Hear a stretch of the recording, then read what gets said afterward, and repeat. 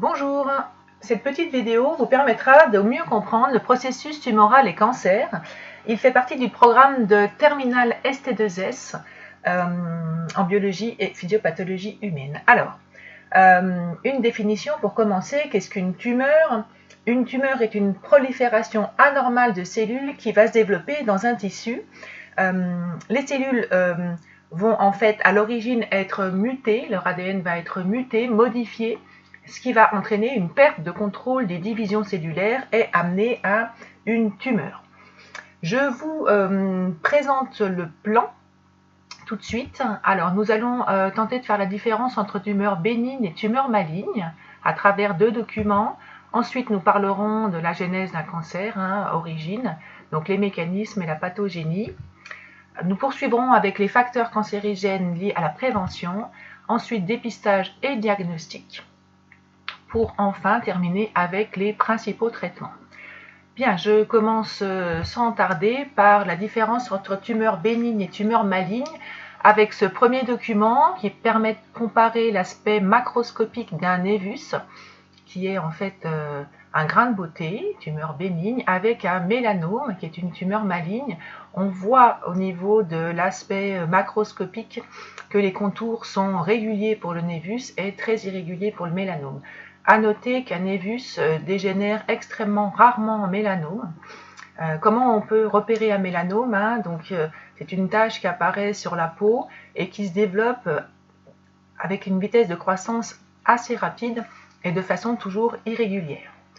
Maintenant, passons à l'aspect microscopique à travers ce dessin qui nous présente les différentes étapes de la cancérogénèse que nous reverrons un tout petit peu plus loin. On voit qu'une fois que la cellule est modifiée génétiquement, c'est-à-dire qu'elle a subi plusieurs mutations de son ADN, elle se met à se multiplier, mais garde un aspect normal qui la différencie avec une tumeur maligne. On voit les cellules avec le code couleur en bleu qui ont changé d'aspect microscopique et qui sont devenues anormales. Ce sont des cellules qu'on va nommer de indifférenciées, alors qu'une cellule de tumeur bénigne est appelée cellule différenciée. Et on voit aussi qu'il y a deux stades, en fait, un cancer in situ. Le cancer va, comme son nom l'indique, rester localisé, alors que le cancer invasif, qui va profiter de la croissance de vaisseaux sanguins, néo-angiogénèse, on y reviendra un peu, pour disséminer des cellules tumorales, des cellules cancéreuses à travers l'organisme, qu'on va appeler métastase, pour aller faire des foyers cancéreux secondaires, alors soit proches, soit loin de la tumeur. On appelle ça un cancer invasif. Donc si on récapitule un petit peu pour remplir un tableau de comparaison entre tumeur bénigne et tumeur maligne, au niveau macroscopique, on a une différence au niveau des contours.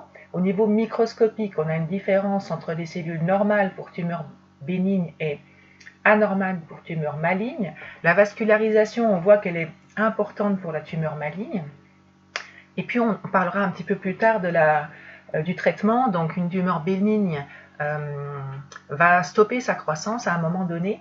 Donc si on veut l'enlever, la chirurgie suffira, alors qu'une tumeur maligne, comme elle peut en être au stade invasif, on préférera après la chirurgie compléter avec des traitements comme la chimio et la radiothérapie. Bien, je poursuis maintenant avec les mécanismes moléculaires impliqués dans l'origine d'un cancer. Alors, ce document vous présente les chromosomes sur lesquels on va trouver évidemment des gènes. Certains gènes sont spécialisés dans le contrôle des divisions cellulaires qu'on va appeler la mitose.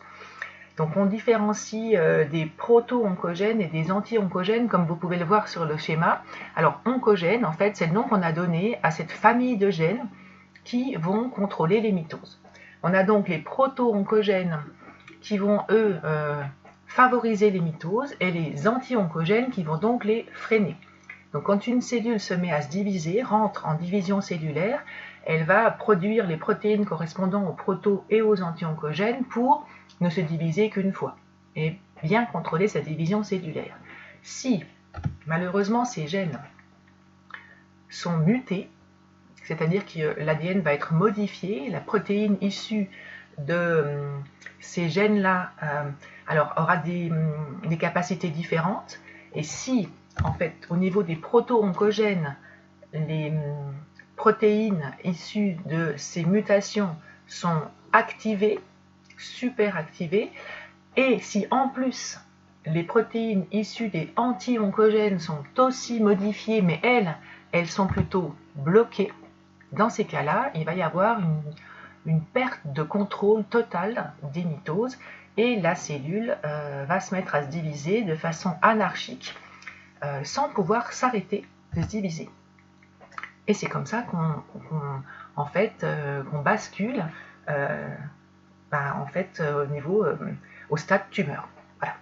Si au bout d'un moment la cellule, la masse cellulaire se stoppe et que les cellules restent normales, on restera au stade bénin. Mais si les mutations s'enchaînent, et ben là la cellule retrouvera son état de cellule souche indifférenciée et donc là sera dans l'incapacité totale d'arrêter de se diviser. Et c'est là qu'on atteint le stade malin. Donc pour passer justement aux différents stades de la cancérogénèse, on a, si on reprend un petit peu ce qu'on avait dit au début, 3 stades principaux. L'initiation, qui va être en fait simplement les mutations de l'ADN aux endroits où se trouvent particulièrement les oncogènes, les gènes qui gèrent la division cellulaire. Ensuite, la cellule va commencer à se multiplier. En restant normal, on parle d'hyperplasie, comme vous pouvez le voir sur le document. Voilà, l'hyperplasie ici. Là, on est au stade promotion, la cellule se multiplie, mais travaille encore pour l'organe. Ensuite, on va passer au stade progression, et là, on voit que le terme a changé, dysplasie. Donc là, la cellule s'est transformée, les mutations se sont enchaînées. Donc là, elle se multiplie, mais a perdu totalement le contrôle des divisions et ne travaille plus pour l'organe. On voit là les cellules vertes, en fait, dysplasiques. Et donc, on a une tumeur ici, la tumeur in situ, qui n'a pas encore développé suffisamment ses vaisseaux sanguins pour se disséminer dans l'organisme, mais quand on est au stade de cancer invasif, on voit avec ce schéma-là que la tumeur est devenue maligne et les métastases vont pouvoir profiter de ces vaisseaux sanguins qui ont eux-mêmes été fabriqués à la demande des cellules dysplasiques. On appelle ça néo-angiogénèse, production nouvelle de vaisseaux sanguins. Voilà, et donc là on est au stade vraiment cancéreux. Bien, nous poursuivons avec les facteurs cancérigènes, et puis un petit mot sur la prévention juste après. Donc voici, ce tableau-là présente les principaux facteurs cancérigènes. Je vous ai donné les facteurs cancérigènes exogènes. Il est à noter qu'il existe aussi des facteurs cancérigènes endogènes qui proviennent d'un dérèglement interne de notre organisme qui peut être immunitaire ou hormonal. Là, dans ce tableau-là, vous voyez les facteurs exogènes, c'est-à-dire qui proviennent de l'environnement. Alors les plus connus sont en rouge. On a des agents chimiques, des agents infectieux, des micro-organismes comme des virus, et puis des agents physiques. Bon, c'est bien connu.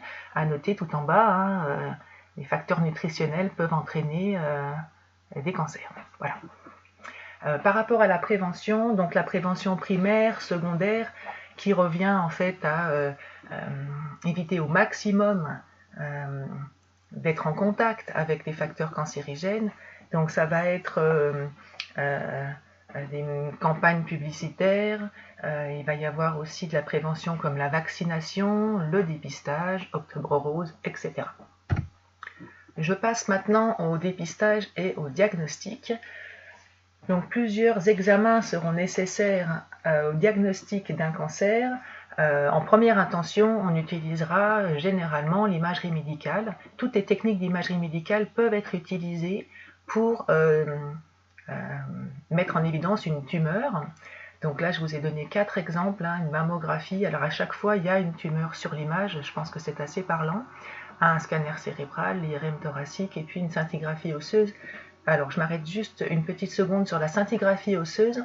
Je rappelle que c'est une injection d'isotopes, d'atomes radioactifs qui vont spécifiquement se fixer aux cellules vivantes d'un organe précis. En l'occurrence, sur le schéma, on parle de scintigraphie osseuse puisque les atomes radioactifs vont se fixer sur les cellules vivantes des os et vont se fixer de façon anormalement importante sur les cellules qui sont en fort taux de croissance. Donc les petits points noirs qui scintillent plus que les autres endroits de l'os que vous voyez sur l'image sont des endroits où il y a des tumeurs. Voilà. Donc là on peut parler de métastases, hein. On voit que voilà, qu'il y en a un petit peu partout.